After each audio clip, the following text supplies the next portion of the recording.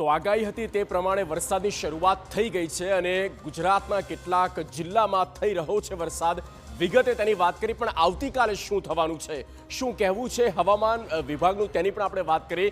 ત્યારે આવતીકાલે પણ આપણે આ એક ઇમેજ જોઈ લઈએ વોલ ગ્રાફિક્સમાં। આવતીકાલે પણ એલર્ટ છે 3 એપ્રિલ અને તેમાં કયા કયા જિલ્લા છે તો જુઓ, કચ્છ જિલ્લો છે, રાજકોટ, જામનગર, જૂનાગઢ, એટલે કચ્છ અને તેની આસપાસના જે સૌરાષ્ટ્રના કેટલાક જિલ્લાઓ છે ત્યાં આ આગાહી આપવામાં આવી છે અને થંડરસ્ટોર્મ પણ થઈ શકે છે। ત્યારબાદ વાત કરીએ તો દક્ષિણ ગુજરાતમાં સુરત છે, વલસાડ છે। ઉત્તર ગુજરાતની વાત કરીએ તો બનાસકાંઠા અને સાબરકાંઠામાં પણ આવતીકાલે વરસાદ થાય તો નવાઈ નહીં, કારણ કે આ એક સાથે 4 વરસાદી સિસ્ટમ બની છે અને તેમાં આ જિલ્લા જે છે તેનો સમાવેશ થયો છે।